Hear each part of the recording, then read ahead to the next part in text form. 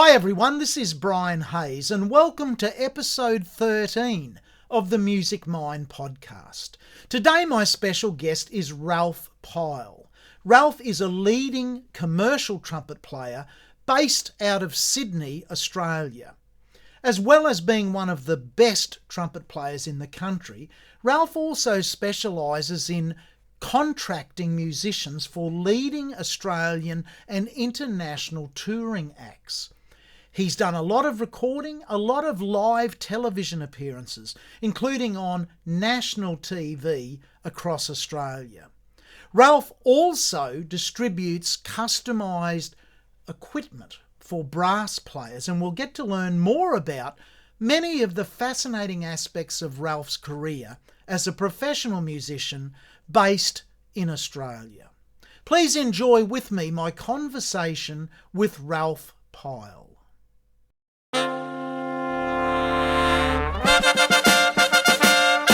What goes up must come down. A spinning wheel, you got to go round. Talk about your troubles and you never learn. Ride a painted pony, let the spinning wheel turn.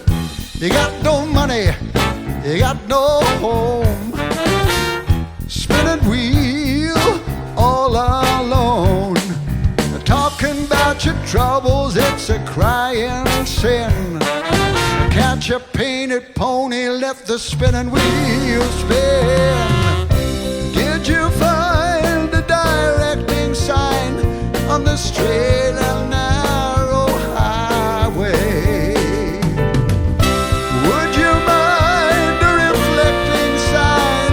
Just let it shine within your mind and show you the colors that are real.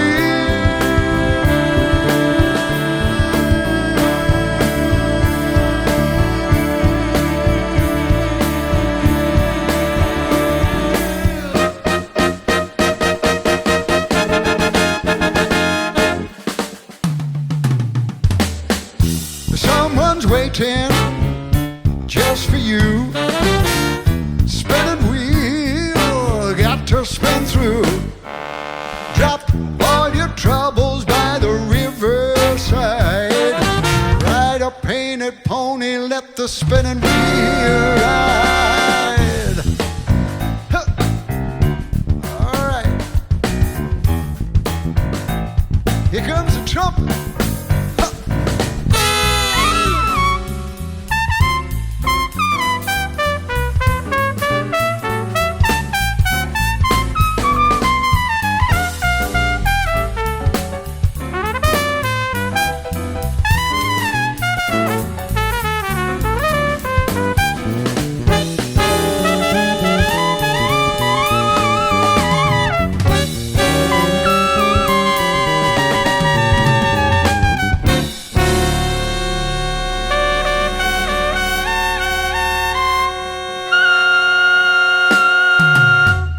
Someone's waiting just for you.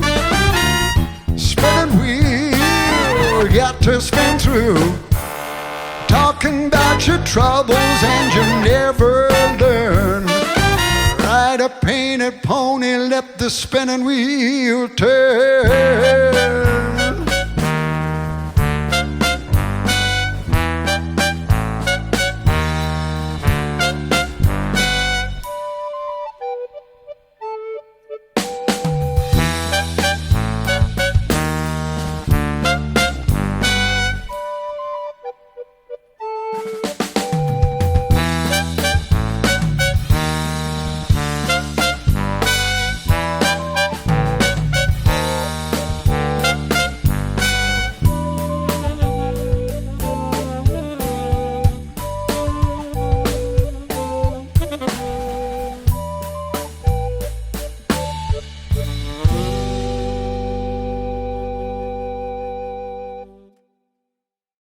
Well, hi, Ralph, and welcome to the Music Mind podcast. It's an absolute thrill to have you here today as my special guest for episode 13 in the series.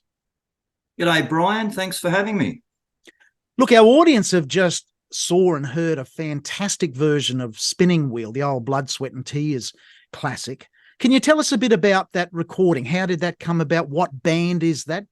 Bit of the background on Spinning Wheel. Yeah, sure. Look, that's a show that I guess we started about 3 years ago, just as COVID started. It was a band with Jeff Duff that was put together, called Spinning Wheel, and basically it was the celebration of the music of Chicago and Blood, Sweat and Tears.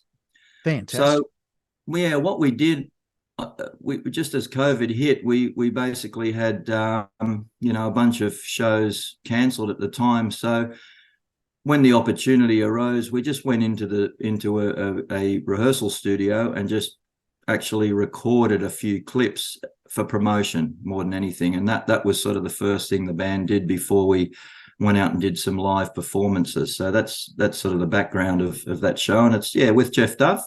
It's about a 8 or 9 piece band, and a lot of fun. We're still doing it. We're off to Melbourne again in a couple of months to do a week of shows. Yeah. Great. And look, the recording's really clear, and we get to see some great close-ups of you playing the trumpet there. Initially, I've got a couple of questions. That's a beautiful instrument you're playing. Is that the Van Laar? Is that a Van Laar trumpet? Yeah, it is. It's a Van Laar Oiram 4 model, which is the newest edition, I believe, of the Oiram family. Okay. And I picked that trumpet up just before COVID when I went over to do a trip to see Bob Reeves and have a hang with the boys there and pick up some stock. And John Snell had one sitting there, and I think at the time it was more of a demo model because there was nothing really stamped on it. Yes. Or no information about it. But geez, when I played it, I absolutely fell in love with it. It was a beautiful horn. And I am a Van Laar artist, so I do play Van Laars, but I play a regular B1 as well, and I've had the Chuck Findlay models. But this one's sort of at the moment my go-to horn. It's just beautiful. Oh, it's got that unique look and a beautiful sound. And I assume the mouthpiece you're playing is a Bob Reeves mouthpiece as well, isn't it? Yeah, that trip that I talked about was in February, just before COVID hit. Yes. And I custom made that one with Brett Kendall in there at Bob Reeves. Yeah, yes. I had some issues with a small skin cancer that I had on my bottom lip. Okay. And it was quite concerning to a point where I really didn't know where my kind of future of trumpet playing was going. And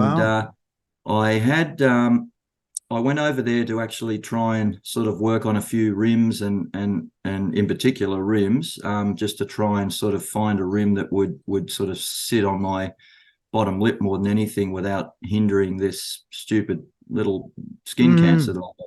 Anyway, cut a long story short, we came up with some great mouthpieces and some great rims that I'm still playing on. I've got 4 different models that I designed with Brett.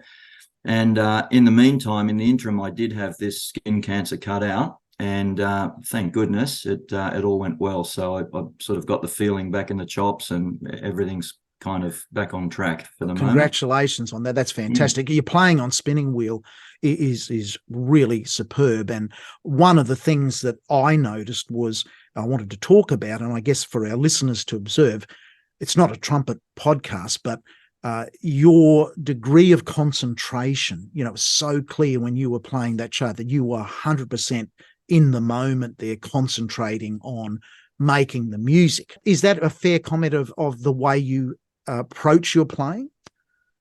Oh, look, I guess so. I've never been one to sort of dance around on the bandstand too much. I guess it's more being probably a little bit shy and introverted in that sense. But look, whenever I play, even when I practice at home, I always imagine that I'm being recorded. And for me, that's sort of like a mindset in a way to try and play as accurately and as precisely as I can. I think if I start to, I wouldn't say goof around, but if I tend to, not focus in that way, I tend to, not play the way I'd like to play. So it's more of a focus. It doesn't mean that you're always going to be on the money, obviously, but it helps No. me. And I actually teach some young students the same thing. Just pretend there's a microphone in front of you and that we're recording this and it's going to be on national radio or national TV and people or a CD or whatever. So that's there forever, So I think that's wonderful advice for instrumentalists and vocalists, for just musicians in general. One question I do want to ask you is, obviously in that particular track you are reading your parts, and I assume the trumpet solo, was that actually written out or were you improvising that solo? No, that's the traditional written solo by Lou Soloff. Yes. And it's quite a hairy solo, actually. It's when we play it live, I actually don't have the chops to play it, to be honest with you, because Wow. Okay. Me personally, I mean, Yes. there'd be other guys with chops to burn that could play it, but that's the last song of the show. Oh. And after doing two kind of almost 1 hour halves, by the time we get to that tune, I'm pretty well, I've lost a lot of chops basically. So there's no way that I can get up and play those high F sharps or G's, at the end of that solo. So I normally just have a blow on that one. But yes, because we had the luxury of recording that, I'll be honest with you, it wasn't a one take kind of hit. I was able to have a play on that a few times to get it. And we were only recording 2 or 3 songs at that time. So, it's a little bit easier on the chops. But yeah, that's a written solo as played by Lou Soloff. What's your take on, obviously you are a reader of music. I assume you also, with your schooling, and we'll go through a bit of that later on, but with your upbringing in music, that you also can find your way through chord charts and can also just play on the spot by ear. Can you talk a little bit about, the Music Mind podcast is about, in many ways, the thinking of musicians. Those 3 are quite separate skills, to read a line, to play through a chord chart where there is no line, but there's a very defined series of chords in a progression, as opposed to, hello, just play whatever you hear at the time. Can you talk a little bit about how you feel about how you deal with those 3 different scenarios? Yeah, sure. Well, look, I've grown up as a trumpet player, reading right from the beginning, basically, right from when I started playing in high school. Yeah. Reading was quite an important part of my education with my teachers, but also I was playing in bands right from the beginning as well. So playing in the local high school concert band, the stage band at school, and then progressing a little bit further on to a couple of the community big bands that I played in, all involved reading. So reading was always a part of my education, and I worked on it a lot, which is very different to then having a chord chart to play a solo over. So I got to admit, in my younger years, I struggled a little bit with reading chords, and I think any young person would. It's another education again, learning how to interpret a chord change and what the harmonic structure is of a chord and what scales you can play, etc., etc. So that was something that I got into at a fairly early stage as well, especially when I left school and began, my associate diploma at the conservatorium with Don Burrows. So that's a big part of learning there is improvisation.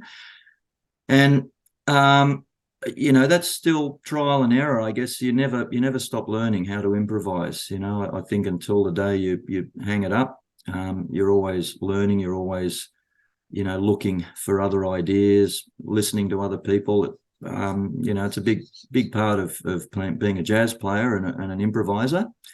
Some musicians sort of have more opportunity to improvise. They choose to play more jazz gigs or whatever. I've always been more of a commercial trumpet player, so that does involve a lot of reading, backing a lot of artists, being in a studio, reading charts. But I've done enough of jazz playing to sort of get around playing solos. And the third point you made, I'm not a real good, I'll be very honest with you, I'm not real good at playing by ear in a way. Quite often, if I've got to play a solo, I need to sort of have the chord change in front of me, the changes. Otherwise, I do get a little bit lost. I don't have great ears in that respect. I marvel over many players that can do that. Even some of my colleagues, Paul Paniki, one in particular, who I've worked with for 40 years now, I've always been incredibly, I guess the word is jealous of the way that he can just hear something without having anything in front of him and play and almost sound like he's never playing a wrong note, Yeah. So, but that's just something, I guess you can work on that, but it's a part of my playing that I haven't really worked on. And I just feel that I just don't have that sort of capability of playing with the ears that's required. Ralph, that's great feedback, honest feedback, because a lot of people we're going to watch quite a number of clips of you today, playing in different scenarios. And it's great to hear that, in your own opinion, there's aspects of your playing that, it's areas that you acknowledge are not your absolute strengths. People, when they watch you play, probably wouldn't think that. And one of the great things about podcasts, and in episode 12, I've just had the pleasure of recording an episode with John Snell, which was fantastic. And John was so honest about his life in music. I just encourage everyone to check that out, because it was, and we collaborated on a song, and John just played so beautifully. But he got to speak about that he was concerned about his capacity. When you hear him play, it's just extraordinary. But it's great to hear him say that he felt uncomfortable in that environment, and it took him quite a while to actually convince himself that I'm this, I can do this. And that's a fascinating thing to me, when you see players and you just think these people are superhuman. But when you get to talk to them, everyone's human, everyone's got insecurities. When you're reading music, do you turn the dots and dashes on the paper into sound, or is it just something, the way you've learnt, that you more or less mathematically read the music? What happens to you? You've got a chart in front of you. Is it a turning that picture into an audio sound in your mind as you're playing, or is it quite methodical and mathematical? There's a D, that's an E flat, that's on that beat. Can you just talk about that a little bit? Yeah, sure. Look, yeah, when I do read a chart, I guess originally it is the mathematics of reading, because you've got to work out rhythms, obviously. So for me, I look at a chart, and it's definitely looking at the mathematics of it rhythmically to start with.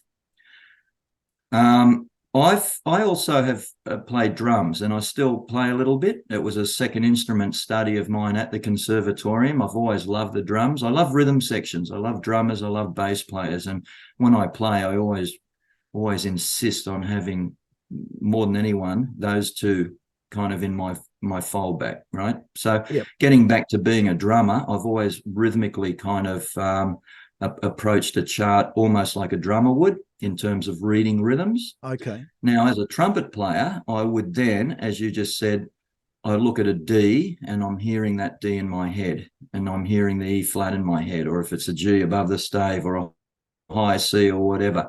And I think as a trumpet player, it is really important to be able to I guess you could say, hear the pitch before you actually play it, because there's a good chance of, I guess, ice skating around on the horn if you just don't hear the line. Yeah. So once you've worked out the actual mathematical rhythmic side of a chart, it's then definitely hearing the pitch even before you play it. I remember Don Burrows always used to say to us at the con, he would hear, if he saw an A flat on a chart, he would hear it in his head and go straight to it. I mean, sure, we got times you miss it, we're all human. Yes. But I think it's so vital. It's not like a piano where you can see the note. Exactly. A trumpet in particular, there's a lot of room for error. Yes. And it's pretty easy to miss pitch. So yeah, for me, mathematically looking at a rhythm, working the rhythm out, and then identifying the pitch and hearing that line in my head before you even play it. So, I think you would support the idea of, in essence, if you can sing it, you can play it. The importance of being able to at least sing it in your head, and maybe we're all not great singers, but do you support the idea that it's a good idea to be able to sing, at least in your mind, what it is you're trying to play? Definitely, yes, yeah. As you say, we're not great singers, so I would not like to have the challenge of singing the part, so to speak. But I think though that if you had to sing it, you'd be pretty well close to singing it to pitch or whatever. But as you say, in my head, I can hear a note in my head before I play it. I can see it and I can hear it, and then it's a human error if you miss that note, so to speak. But I'm hearing the exact pitch of that note that's sitting on that part. Excellent. And I guess that's in a way what I was trying to refer to on those close-ups of you in Spinning Wheel. To me, you could just see your concentration was super high and the accuracy coming out of your trumpet was super high. And that's what I was trying to get at. You're not just casual about how you play. You are really saying, I've got to play a C. There's the C. Let's get that C out. And of course, doesn't work every time. You touched on Don Burrows there, and for our international audience, Don was an enormous inspiration to me. I got to correspond with him a number of times. I never, unfortunately, got to shake his hand and talk to him, but he took a lot of interest in me when I was just a kid in regional Queensland. I'd write Don a letter, and I was starting on the alto sax. Don, what mouthpiece should I use? What reed? What books? And, at this time he was quite possibly teaching you. He was the head of the jazz at the Sydney Conservatorium. I'd get a beautiful handwritten letter back. I've actually got it stuck on my wall out in the front of my music studio here, answering every question, beautiful and really encouraging. It must have been marvelous for you to be there at a time when Don was steering the ship. Do you want to just mention any memories of Don? You've already touched on a couple, but is there any special memories you'd like to just mention of your time with Don at the con? Sure. I mean, I first met Don when I was in year 11 in high school. Don Burrows and I think it was Joan Sutherland were the patrons of our school band. Wow. At the time. So I remember in year 11, Don turning up to one of our local concerts.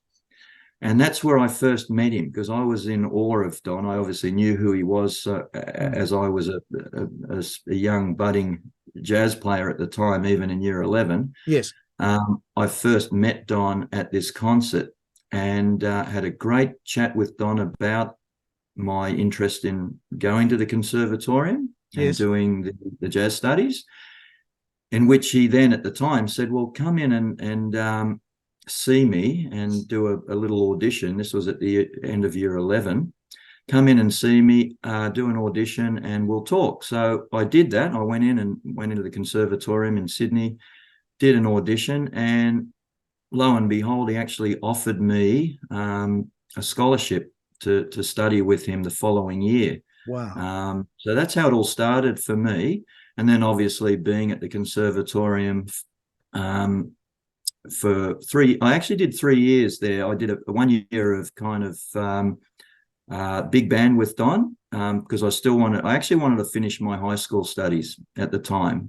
So I was going into year 12. So I did knock back the opportunity to go and study with him in year 12, which would have meant I would have had to have left school, which I got to say he was a little bit bit narky about that, because he kind of felt like he'd offered me an opportunity and I kind of almost knocked it back at the time. But I did tell him that I did want to actually finish my studies. So after he kind of grilled me for a little bit of time, he then said, well, look, why don't you come in, do my big band at the con, which I at that point I got my driver's license, so I was able to drive in and do the Wednesday night big band with him. Yeah. And then he did warn me. He said, you're going to have to audition again. It doesn't mean that you automatically get in because I've offered you this position. Anyway, I auditioned again and got in, and then had the next few years with him at the con. And boy, did I learn an incredible wealth of knowledge from Don. He was amazing, a real inspiration, amazing to listen to.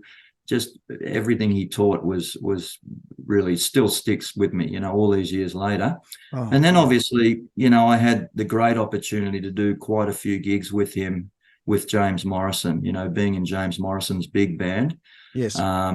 We did a lot of concerts, big concerts that featured Don a lot. I think there's even some live, if I'm not wrong, there could even be a live recording at the Opera House we did with Don and the big band, and the amount of concerts we did at the State Theatre. So I really had the opportunity to have, be on the bandstand with him as well. It was really, really neat. Fantastic, Ralph. That's magic memories there. And I just encourage, sadly, there's not a lot of really good video of Don nowadays. Some of it's really poorly recorded, but certainly in that episode that I did featuring Roger McLaughlin on bass, because Roger played bass in Pyramid, there is a really good clip, and I just encourage people to go and have a look at that, either in episode 4 or episode 11 of the podcast. I want to move forward now. One of my favourite all-time brass lineups is trumpet, tenor, sax, and trombone, and you've obviously had the opportunity on many occasions to play in that smaller horn section. I want to play a clip of you in a TV environment, live TV, backing the Four Kinsmen.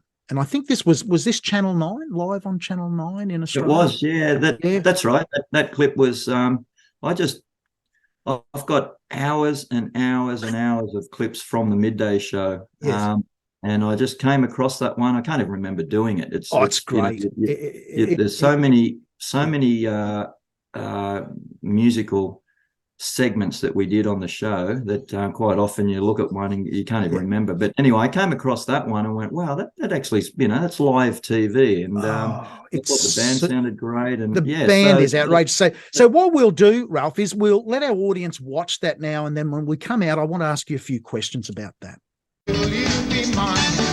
Is this true love or just all in my mind? I live in man. I thought that I had all the answers.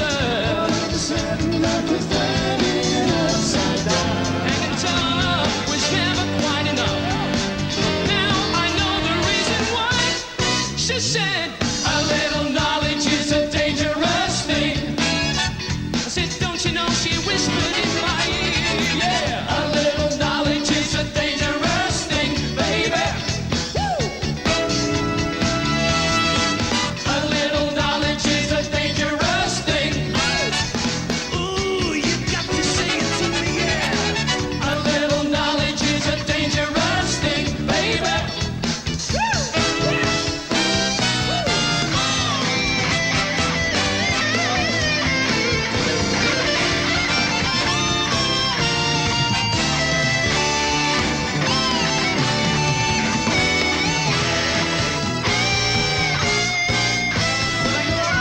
Is all that I was living for. All of a sudden, life is turning upside down. She came near, she whispered in my ear. Now I know the reason why. She said, a little knowledge is a dangerous thing. Oh, a dangerous thing, baby. A little knowledge is a dangerous thing, baby. Say it, yeah. Little knowledge, little knowledge, little knowledge, little. A little knowledge is a dangerous thing, baby. I'm feeling young again. A little knowledge is a dangerous thing. I said, don't you know, she whispered in my ear, yeah. A little knowledge is a dangerous thing, baby. A little knowledge is a dangerous thing.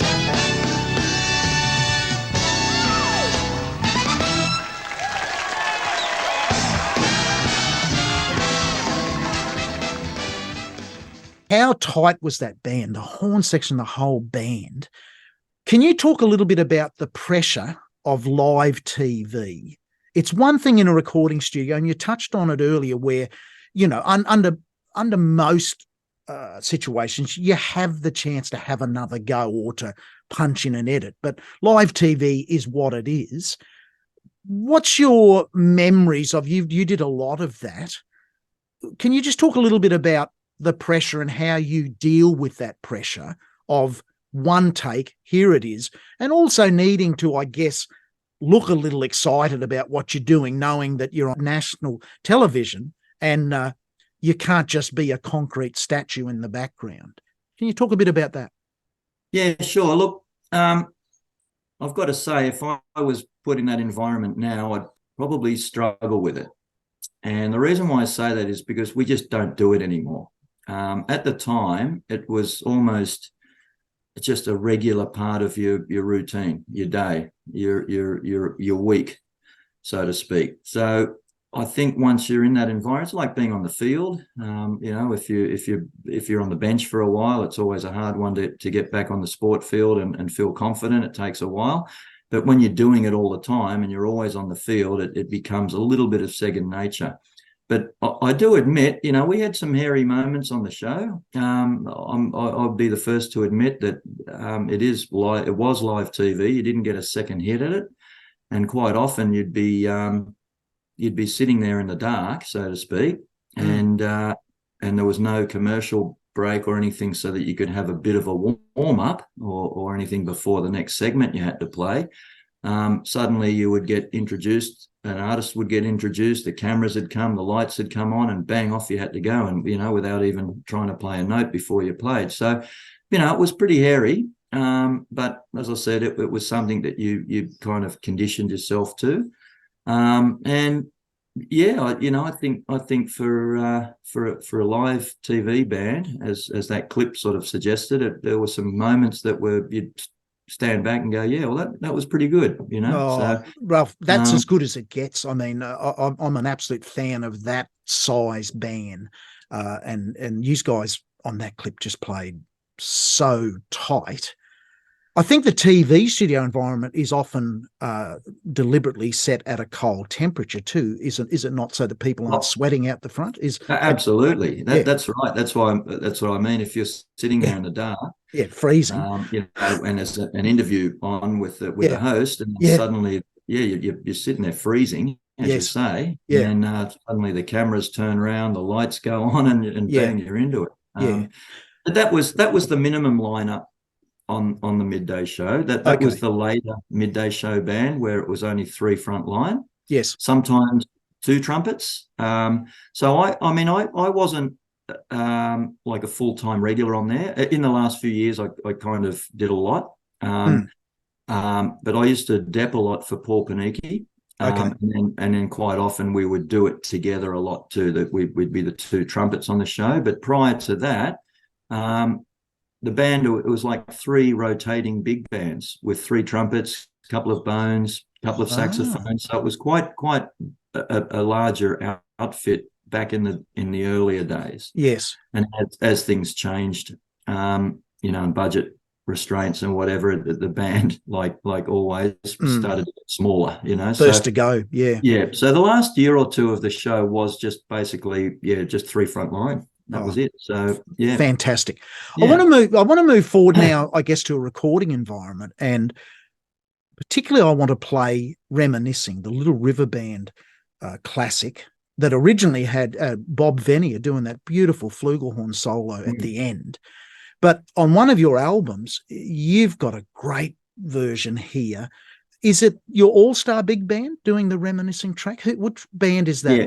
Yes. Yeah, that's my big band. It's the Sydney All-Star Big Band. So that track was off an album that we recorded quite a few years ago now. But that was an album that we recorded, Swing That Music it was called. Okay. And they were all arrangements by Ed Wilson. From the Daley Wilson Big Band. Yeah. So Ed called me out of the blue one day and said, listen, mate, I've rewritten, I've rejigged a whole bunch of arrangements that I've done over the years. And he said, I've got a really good idea of re-recording these tracks with 2 vocalists. And I'm thinking Tom Burlinson and Emma Pask. So we kind of left it at that for a while, and then he called me back and said, "What do you think?" I said, "Oh, mate, I'm in. Any opportunity to record a big band." Yeah. So I did contact Emma, and I contacted Tom to see if they were interested, and they both were very keen on the whole project, especially coming from Ed. I mean, Ed's an absolute icon and a legend, and Yes. we just thought, well, the opportunity to record his arrangements, is something that we didn't want to let that go. So that's one of the tracks on the album. So cut a long story short, we ended up recording about 15 or 16 tracks on that album. Swing That Music, it was called. And I personally think the band just played so well on that whole album. There's some pretty tough charts on there. And Tom and Emma sound great, and that was one of them, and that's one of my favorite tunes. So it was a real pleasure to actually record that with the big band. It was great. Well, let's let our audience hear it. This is spectacular playing. The band is outrageously good. Emma's brilliant. And we'll throw up some photos as this audio is playing. There's a beautiful photo of you and Emma, but I'll also put up some photos from your website of you with some of the best players in the world. You're there with Chuck Findlay and Jerry Hay. So just as the audio is playing, I'll put up some photos of you with your big band, and it's just magic. Let's have a listen to Reminiscing.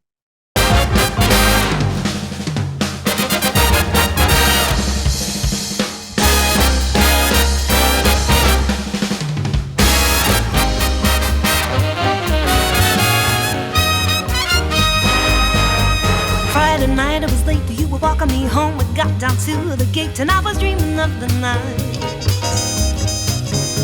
Would it turn out right? Hard to tell you, boy. I wanna build my world around you. Tell you that it's true. I wanna make you understand. I'm talking about a lifetime play.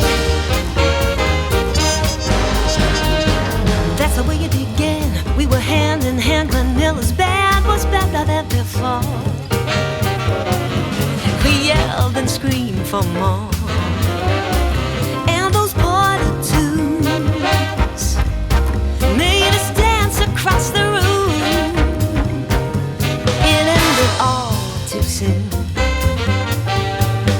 And on the way back home, I promised you you'd never be alone. Don't be late, I can hardly wait. I said to myself, when we're old, we'll go dancing in the dark, walking through the park and reminiscing.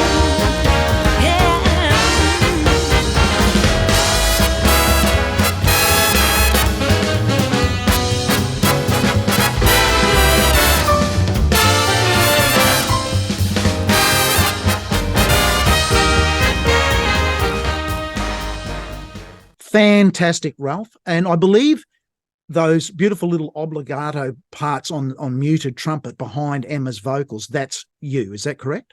That's right. Yeah. I didn't actually. That was sort of a little bit through the time where I had some issues with my lip. So I've taken a little bit of a back seat for quite a few years in playing lead trumpet because I just physically couldn't, So, okay. So Paul Panicki's playing lead on pretty well the brunt of the album, and he sounds just unbelievable.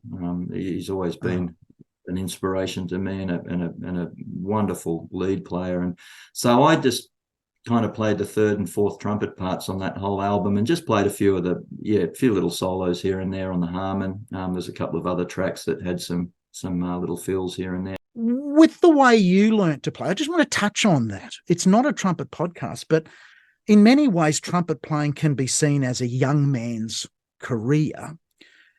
How have you, and we've got some clips here where you're just firing it on the trumpet. How have you found playing the trumpet? Has it been largely fun, or has it been pushing a rock up a hill? What has, if you reflect back on your life as a professional trumpet player, physically playing the instrument, can you talk about that a little bit? Oh, well, you hit it on the head there, Brian. It has been fun, but there's also another side to trumpet playing that's been really difficult. for me Yes. again. Yep. It's been an instrument that I've really, really had to work hard at, and still do. It's nothing's come naturally for me on the trumpet at all. And if I had if I had a second choice as a kid, I might have stuck with the drums. Yes. But having said that, Yeah. every time I play the trumpet and things feel and go well, you kind of go, well, that was worth it. All the work and the sweat you put into it. So for me, it's been a challenge all my life. I can't go without playing for 2 or 3 days without losing half my chops, basically. Wow. Yeah, Yeah. and I'm not kidding either. I'm not a natural player. Yes. I can't leave it for a week or two and then pick it up and even have half the chops that I should have. So for me, it's been a constant battle of practicing every day, even if I like, and it's harder now because there's not as many gigs anymore. Like back when you're younger, I remember through the mid 80s into the 90s, on average, we were probably doing 12 to 15 gigs a week. Yeah. Yeah. And so you, as I said a bit earlier, you're on the field all the time. You're at it. You're constantly playing, and I think not just me, but a lot of the other guys that were used to and had the luxury of doing that much work back in the day are all in the same boat. We really struggle, and again, talking to Paul, about that, it just gets harder and harder because we're not on the field, and it's harder to sort of sit down, have the discipline to practice every day too, when you've got nothing coming up for a month or 6 weeks, right? Absolutely. Yeah. So, so it's never been a natural part of my trumpet playing career. It's been a constant battle and work at keeping those chops up. So wrapping all that up and making a living in the music business, you obviously have a long association with Bob Reeves Brass. I think 40 years or something on your website, since 83, I think you mentioned. Is that right? Yeah. About mid 80s. Yeah. Wow. Yeah. And you are a distributor in Australia for Bob's the Bob Reeves range of products. Is that right? Yeah, that's right. I have been for about 10 years now. Over the years, I've been over to LA probably about 25 times now, Okay. in my career. So I really formed a great friendship and bond with Bob. It was almost like a father to me, quite often, especially in the later years of my trips. I used to hang out with him, stay with him at his house, have dinner with him and everything. Wow. We really became good mates. And so I love the product. I endorse the product. A lot of commercial players in particular play on the Bob Reeves mouthpieces. So I just said, once John Snell taking over the whole business, I said to him, look, I'd be quite prepared to represent you guys in Australia, and because I know a lot about the mouthpieces. So it's been good. We don't have a big market here, but like as we speak, I'm about to put in another order for about 5 or 6 mouthpieces that people have ordered. Trumpet players ordered off me, customers. But look, I know enough about them to be able to explain any kind of questions anyone has about the Reeves mouthpieces. I've got a bunch of them here. I had a trumpet player come up last weekend just to have a play on a few. So Reeves I've known for a long time, and because of that, I've had a nice association with many local players in Los Angeles too. The trumpet players and that I've been able to kind of become friends with and hang out with. So fantastic. Great knowledge base you've got there. Piecing together a life in music, most people, I guess, teach, and you did mention, I think you do some teaching, do you? Private teaching, or what? Yeah, I do a little bit. I've over the years I've done sometimes more than less. Yes. I'm not doing a real lot at the moment, but it's more because, and not by choice in a way. It's there's a few changes in some of the schools here in Sydney and New South Wales. Okay. Funding issues, or I find too that kids have got a little bit of a different attitude that they did have many years ago, and that they don't want to come out of class and all that sort of thing, and obviously expense for for parents and what have you. But I do a little bit, but I do enjoy also taking big band workshops with high schools or even community bands, and that's always been my bag too. I've done a lot of that over the years, and especially with all my travels too. I end up in Adelaide or Brisbane or Perth or whatever, and end up taking, being a guest, taking a few big band workshops when I'm in town for a few days, which has always been a real great delight for me as well. That's my passion, big band. Fantastic. And also you have a role as a contractor for musicians. Is that something you still do, contracting musicians? Absolutely, yeah. Tell us a bit about that. Tell us about that. That started way back when I first hooked up with Tom Burrows. Okay. So that's 25 years ago now that Tom approached me about a show that he'd written and was putting together, which is now, basically history. We're still doing it. So he put together back in '98 Sinatra tribute, I guess you could say, showing, celebrating the life of Frank Sinatra. And if you've heard Tom sing, he sounds just like Sinatra, and he idolizes Sinatra. And so his whole life has been big band and playing and singing Sinatra as well. So when I hooked up with Tom, when we started, it was evident that the show had some good legs, and we were sort of on our way to touring around the country. I needed to, because we couldn't afford to take the whole big band, obviously, on the road. It's just too expensive. So there was a core unit that went with Tom, being sort of rhythm section, and myself and Mark Taylor on first alto. Yep.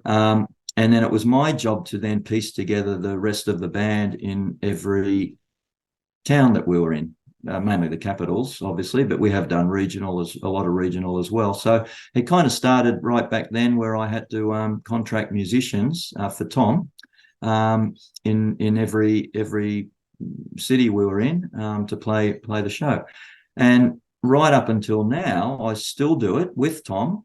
We still do a lot of regional. We still go and do a lot of the capitals, but also for James Morrison too. So James engaged my services many years ago as well for the same reason, that we'd travel interstate, and then I would put together the rest of the band from as locals, which I think is great too, because I really think the locals should get a look in, if a show comes to town and you're playing a number of weeks or even just a one-off, that the local guys get to do the gig. So I'm just about to do the same thing again with James. We've got a 5-state tour coming up. Again, we're taking just a few leads and rhythm section, and then James has asked me to basically put together the rest of the horns and band in each state. Well, that's a real credit to you, Ralph, that musicians of those calibers trust your ears and your sense, because I guess it's not just the best players. You have to have a team that will work together. That's something I wanted to ask you. You obviously, and it was great how you said, you were at school and you were offered a scholarship, and for your own reasons you knocked it back, but you ended up going and doing it and getting a formal qualification. But I just want to talk a little bit about formal qualifications in music. I had the honour recently of going to see Tommy Emmanuel play live. I've seen him play live many, many times, but he's just a couple of weeks ago here at Cloundra to a packed out 1,800 people. And Tom was 67 years old now. And as always, you walk out on cloud nine, you're just so inspired. But Tommy was talking to the audience, and a thing that just stuck in my mind, he said, look, I'm engaged by Berklee College of Music in Boston on a regular basis to go and teach there. He says, when I'm there, I'm the only person on the entire campus that doesn't read music. And I thought, wow, he's at one of the most prestigious music colleges in the world. And he just openly says, and like, he's not an advocate of not reading music, but in his life, the way he grew up, it was never an option. So he spent his whole life just playing. And it sort of often worries me a little bit. I want to get your take on it, that I can't imagine that that Wynton Marsalis is going to ask the bass player for his performance degree if he wants him to play in his quartet. He's going to pick a bass player that he's already heard or has a reputation of. Yet so many, kids, when you're at school, you've got to be a doctor, a dentist, a lawyer, an accountant, or an architect, or a town planner, and all of those things have a set course. Go and get your degree, and you normally can find a living in that field. There's room for an accountant if you've got your qualifications. Don't try and be a doctor if you don't have a medical degree. But music is a little different. And can you just talk, as a contractor, what is your process? How do you find your second tenor sax player for James Morrison's big band? Just talk a little bit about that real world scenario of employment as a musician. Well, I guess now, having worked with all these local guys, I know who I'm going to use. Yes. Although there are young guys coming up all the time as well, constantly coming up, as you can appreciate. So quite often I've got my go-to of older guys that I've been playing with now for 25, 26, 27 years. But if we haven't been to a town for a while, I'll always converse with some of these guys to say, hey, are there any other suggestions of younger guys that have come up or whatever? So suggestions, as you mentioned, of reputation as a player, by far I would never even imagine asking anyone for any qualifications at all, because, I think that's the issue we do have in general. Everything's based around paperwork and what degrees you've got, but really at the end of the day, you've got to perform on the instrument. So for me, it's all about reputation. So if someone's playing well, or even if I haven't heard them play, but they've been highly recommended, I have no hesitation about ringing up and booking someone to play on the band. And then once you've heard them play and you know that they can play, they're in my database, I guess you could say. So that next time we go, I've got a database of several saxophone players, trombone players, rhythm sections, trumpet players that I call on. I think, as I said, it reminds me of a story about when the Sydney Conservatorium amalgamated with the Sydney Uni and the Conservatorium of Music amalgamated. And Yes. At the time, I remember that Sydney Uni were kind of asking for Don Burrows and George Goller's qualifications, in which they said, well, we don't have any. What about listening to us play? And then that's our qualifications. But sadly, the university basically said, well, sorry, you haven't got any qualifications. And they were not re-employed as they came together, which I remember blows that. me away. I remember that, and it made me so angry. And that's why it was great just to hear you say that, because I have a number of students here who they've finished school, they want to do some music stuff, but nowadays the cost of these courses can be really, really expensive. And I'm never convinced that a performance degree is going to amount to much in the real world. Maybe a teaching degree if you want to spend your life teaching. But to think that Don Burrows and George Golder, who Don set up that jazz course, were basically tossed out, it saddens me to this day. I want to play an extended solo you took with James Morrison and the team of musicians that were promoting his Scream Machine album. And this is a great bit of video filmed at the Basement in Sydney, which sadly is no longer there. What's your memory of this night and playing with Paul, I think Paniki's there beside you, and a couple of other great trumpet players, and David Jones on drums and James playing keyboards and trumpet? What's your memory of Scream Machine and promoting that live? Dear terror. Because you can imagine the actual original album was recorded by James playing all the parts. Yes. Now, we all know what James is like, and even though I've known James since I was about 14 or 15, and we've been great mates ever since and done a lot of playing, but I have the utmost respect, and you know, I marvel over how James plays not just the trumpet but everything. Right, you I know, agree. every time we do a gig, I'm in awe of what he does and what he can do. So when James then calls and says, "Well, listen, guys, we're promoting this album. It obviously I need 4 other trumpet players." Because I can't play all the parts myself. One, it was an honor to be asked to do it. Absolutely. But then you're thinking, well, hang on, I've just listened to the album and what James is playing on it, and we've got to try and play that, you know. So, but we had as you say, a great team. It was Paul and Dave Newdick and Paul Thorne, I should say, and myself on that. But look, again, it was back in the time when we were all doing a lot of playing, so the chops were kind of feeling pretty good.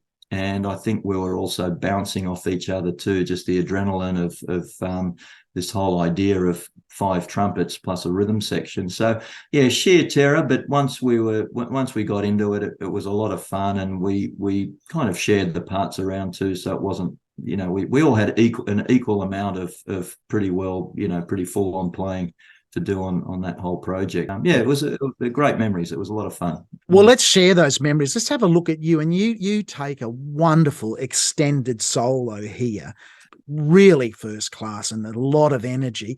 Let's have a listen to you and the boys promoting Scream Machine.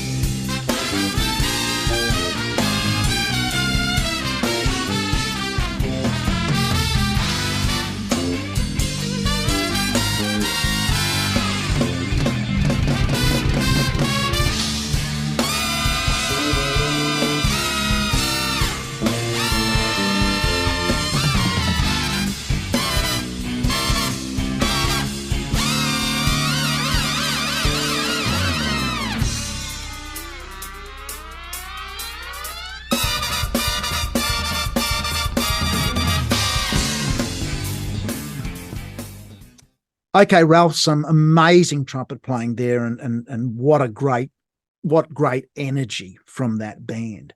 Now, as well as the big band, you have also had a long-term group called Back to Back. Can you tell us a little bit about the history of that band and what that's currently doing, if it's still in operation now?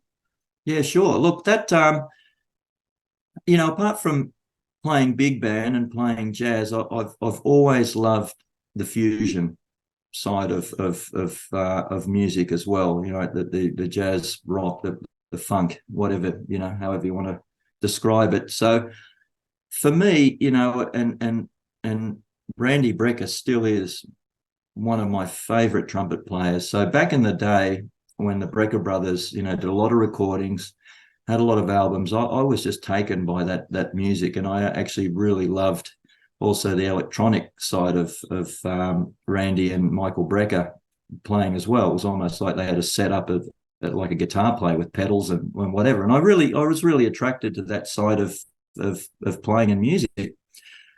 So back in, I think it might have been early 90s, I decided, well, why don't we put a band together and sort of play the music of the Brecker brothers? So that's where it started. And that band at the time was pretty popular. We did quite a few gigs, quite a few regular gigs, even at the Basement. So venues like the Basement. And there were a couple of other inner city fun kind of clubs around that we used to play at. And at one point there, it's going back such a long time now, I can't even remember what the venue was, but there was a club down in the Circular Quay area, not the Basement, and we had a regular there. We were doing once a week or once a fortnight, I think, for quite a few months. And Okay. And I just had a mate of mine kind of lift and write some of the arrangements for us, Yes. just lifting them off the originals. Yes. And so that was a band. We had a ball with that band. And we had Mark Williams came and sang with us for a while as well. So that I think there was a clip that we did on the midday show Yes. with Mark. Yeah, so that was when Mark was doing a few gigs with us as well. And it was a great lineup. Gordon Rittmeister on drums, Mark Costa, Bill Risby, Sunil De Silva, Rex Go on guitar, and then Mark Taylor and myself. So that band went for quite a while, and then we had a pretty big extended break up until about 4 or 5 years ago, when Caroline Spate saw that clip that we did on the midday show back in the 90s. Yep. And she rang me and she said, "Can we have this band at the Manly Jazz Festival?" And I just said, "Oh, look, we haven't played for about 15 years, we haven't done a thing." And anyway, I left it at that. And then she rang back and said, "Are you sure? We'd really love to have that band at the Manly Jazz Festival." And I thought about it and thought, well, really, I'll put it out there. I'll call the guys. I'll email them all and see if they're into it. Anyway, they all came back and said, "Absolutely, we'd love to do it." So anyway, exactly the same band, same players. Yeah. I did add a guitar, so I had 2 guitars. Yes. Rex, and I brought a guy called David Holmes in on guitar as well. And we did a few rehearsals and had a great time doing it. We did the Manly Festival and it was really received well. And then we did a couple of gigs at Lazy Bones in Marrickville as well. And that was now about 2 years ago or so that we did the last gig. But I'm still pretty hopeful that we'll end up doing a few more gigs with that band, because it is fun. The guys enjoy doing it. People enjoy listening to it. So I think we've still got some legs for that band. Some life in the band. Listen, you referred to an appearance there on TV. I want to play that now. I want people to see back to back there live on TV. And this was you, trumpet and tenor, just a two-person frontline horn section, but very, very tight. And following that, a thing that is so important is self-promotion. I think as an instrumentalist, it's very rare that a major record company, unless you're Chris Botti, and even his story is interesting, that, he was dropped by the major record companies, but sort of found a way back. But unless you're an absolute superstar player, self-promotion, I want to get your view on that. Do you see it as critical, not only to be a player, but if you want to earn a living out of it, to be good at self-promotion? Oh, absolutely. Yeah. I mean, even back in the day, you couldn't just really just wait for the phone to ring. No. I mean, you could do that for just freelance gigs. Yes. But if you have a band, you got to get that band out there. You got to get it seen. I remember spending a lot of time just back before we had the facility of what we've got now with Yes. YouTube and whatever, Mm. Faxing radio stations, Yes. trying to put out a little clip, hearing the band, all that sort of thing at the time, promoting your gig. And as you promote and as people see it and you get a reputation, of course, then things, the phone starts ringing for festivals or you could ring up a random club and had already heard of the band and heard the reputation the band had. So without a doubt, and nowadays it's the work scene is harder, but I think the advantage that a lot of bands and young musicians have now is self-promotion through YouTube, through social media. That's something that we didn't have at the time. Yes. And I think that's a really good tool for anyone self-promoting themselves with their bands or personally or I agree. And what I'd like to do, Ralph, is I'll start by playing, you put out, I'll just do an extract of these, but you put out a great little self-promotion video for Back to Back. It's great. You introduce the guys in the band and you talk about the genesis of it. And following that, we'll play an extract from that TV performance that the Manly Jazz Festival people referred to. So we'll run those two clips together, and I think it'd be great for our audience to see how you, in a classy way, made a decision to promote your band, and also then to see, and I guess the reality of TV performance, a lot of people think that when you're on TV, you're instantly a millionaire, but my understanding is you seldom get paid to appear on TV. It's largely and if you do, it's a very small amount. It's largely the free promotion. I'm not talking about playing in a TV band, but being asked to come on as a guest on a TV show. Is it largely seen as free promotion? Absolutely, yes. Yes. Without a doubt. Even back that clip that you're showing of Back to Back on the midday show. Yes. Even though a lot of us were in the midday show band as a I guess a regular gig. Yes. But we went onto the show for that reason, to one have a clip that we could keep and show to people, and then people, your audience, seeing those clips. And I think everyone that at the time that went on the midday show or the Mike Walsh show or the Don Lane show, all those TV shows at the time, even the footy show. I don't know if you remember back in the day. Yes, they would have probably more rock bands and what have you, but go onto the footy show, and you don't go on there for the money, that's for sure. You go on there for self-promotion, definitely. Yeah. Okay, let's have a look at Back to Back.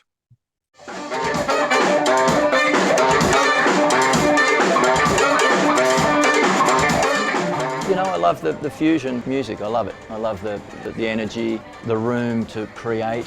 We're experimenting too to make it a bit of fun and just have a good time. It's good time, good feeling music.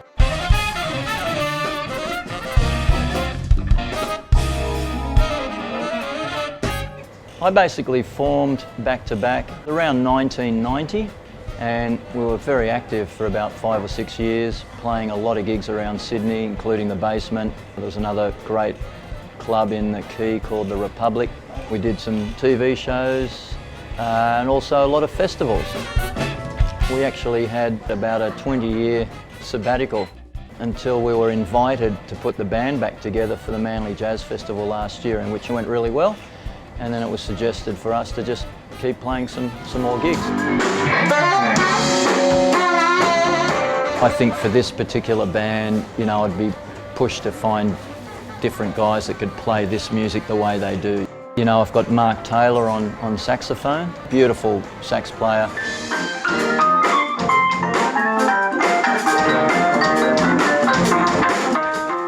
So Bill Risby on keyboard, Rex Go on guitar. I think it's a killer rhythm section. Mark Costa on bass, again, complements this music with his fusion knowledge and rock style. And we actually added a new member to the band, our second guitarist, who's Dave Holmes. So Dave did Manly Jazz Festival with us, and I've decided to keep him on board because it just sounds mighty with the two guitars, and there's such great individual soloists too, so it's, having them both there is a real asset.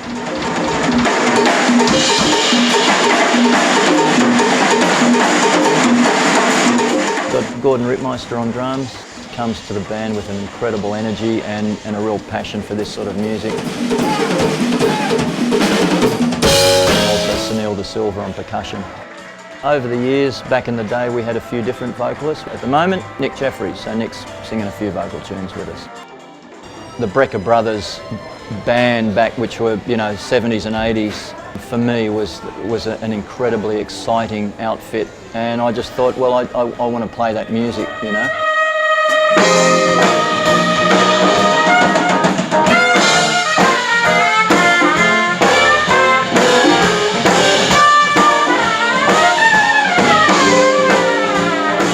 If anyone's looking at booking back-to-back for any function, for any festival, I think what they can expect is just good feeling music, whether you are aware of the Brecker Brothers music or not, but everything's got a groove and it's musical, it feels great. So I think the audience really get into it.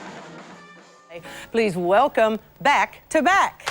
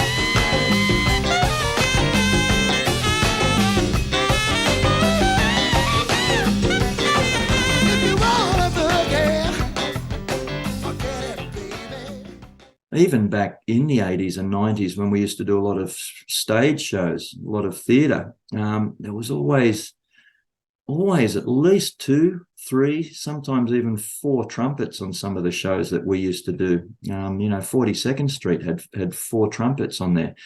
The big difference now is that those bands have really reduced in size.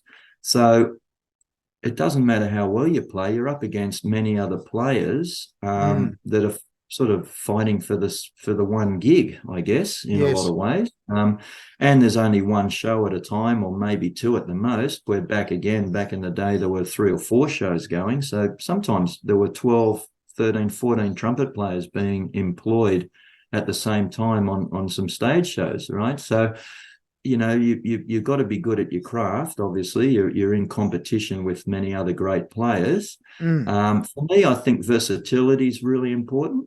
Unless you make the decision to be only a jazz player or only a pop player, whatever. But I think as a commercial player, you've really got to be versatile. So you've got to be able to do the odd orchestral gig maybe. Then there's a few players around town. Simon Sweeney's a great example. He's a very good all-round player, very good in the orchestral setting and very good as a jazz player. He's got great chops and he works a lot, and a couple of other young guys around, Dane Labori, same deal, very good players. But I've kind of noticed with some of these young players that they are kind of reinventing themselves in different areas as well. And one of them seems to also be the DJ kind of Yes.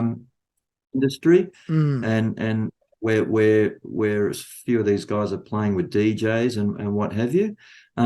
So I look at some of these guys that are working and doing quite well, and think, yeah, they are branching out. They're versatile. They're doing all sorts of things that we wouldn't even thought about doing 30 Yeah. years ago. Arranging, that's a big part. If you've got a few other feathers in your cap, arranging, teaching. But look at. I do say this in all honesty to a few of my colleagues. I'm glad I'm more at the pointy end of my career now, and Yes. not early Yes. 20s starting out, because, as I said, there's some wonderful talent and players out there, and you sometimes think these poor guys, like, what are they going to do? What are they trying to do, or what do they think they'll be able to do in the future to make a living? Like, we're always going to be able to play. There's always going to be gigs, but even financially, the sort of money that we're being offered now is no better than it was 20, 25 years ago. So you think, well, how are you supposed to, buy a house, pay a mortgage, have a family as a trumpet player, as a musician? It's just very difficult now. It's very sad in a lot of ways, but I don't think it's just here. It's a global problem. I think we have, and you're always going to have a core of the best players in every town. Yes. That are going to still be able to still make a living, but it's harder. Everyone says it. Everyone says it's harder.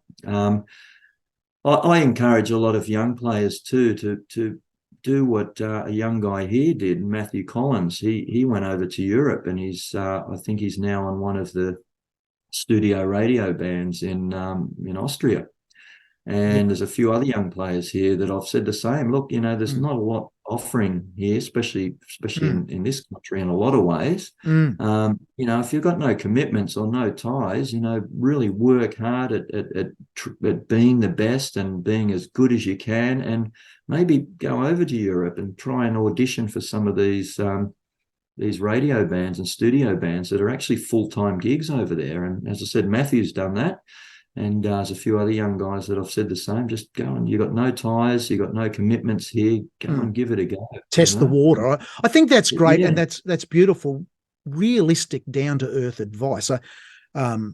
There's no shame in being a high-quality, semi-professional musician and being able to buy a house and a car and feed your family if the music industry just can't do that. I think a lot of people, they drive themselves really hard. They're embarrassed that they want to only play music for a living, so they accept the stream of $50 jobs, and at the end of the day, they'd be better off on the dole, or be much better off taking on some other work that they can live with, that actually gives them the chance to do what they want to do in music. What's the best way for people to connect with you if they want to liaise with you, or just get in touch with you about any aspect that we've talked about today, or just get in touch with you? What's the easiest way for people to get in touch with you? Yeah, great. No, look, Brian, thanks for tracking me down and doing this, because I remember, some months ago, you just out of the blue contacting me, and I thought, oh, okay, what's this all about? So I really appreciate it. I've seen some of your podcasts and think you're doing a wonderful job. It's great, and you are promoting, live musicians and talents and what have you. So it's great. But look, thanks for that. I really appreciate it. And I think the best way is really just on I've got a website. So I think that's probably the easiest. It's just ralphpyle.com, basically, RALPHPYL.com.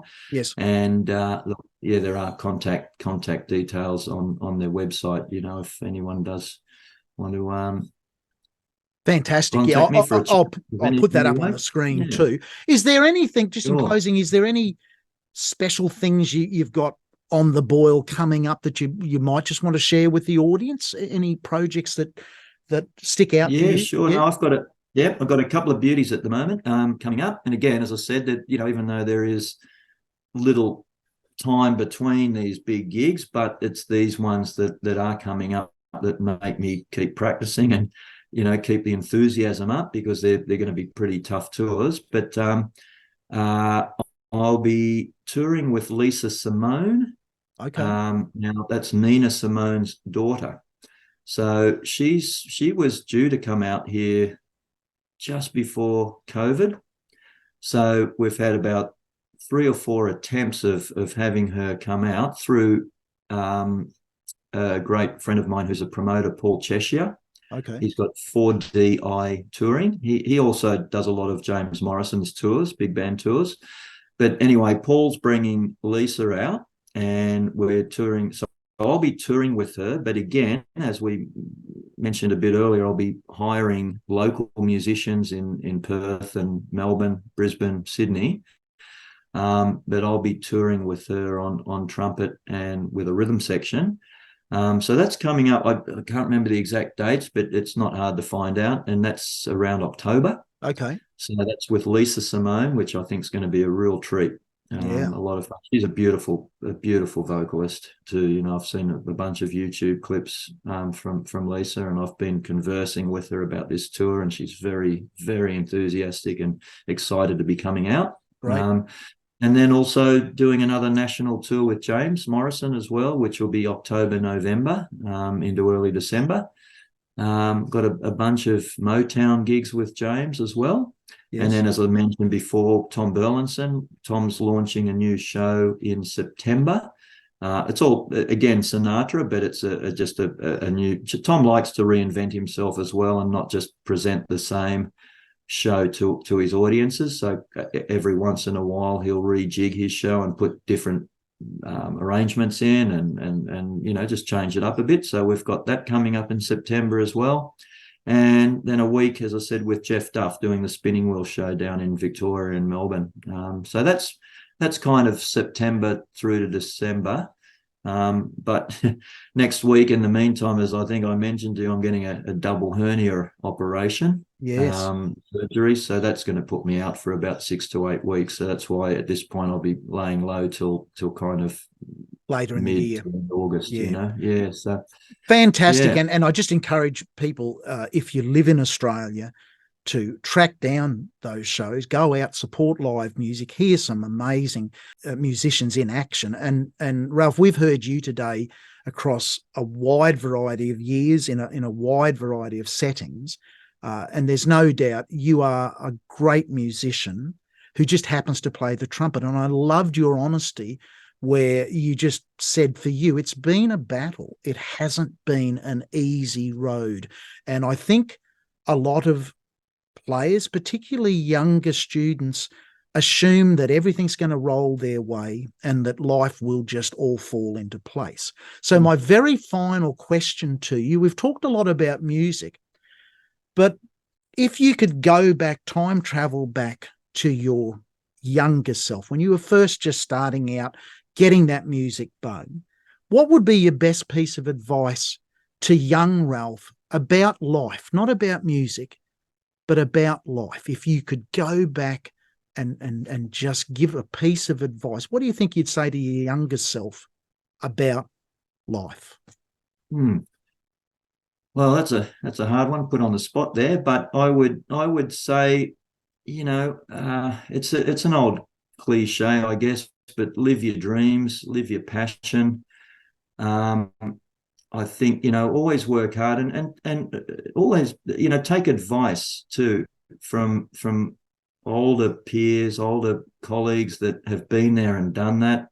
That's something that I really cherish too, like working with some of the older musicians over the years and not being a smart ass, and thinking you know it all or mind your own business sort of thing. But, I even now, I still, even to the younger guys, will ask questions or kind of see how they do things. So I think you just got to, as I said, you got to follow your passion. You got to work hard. Nothing comes easy.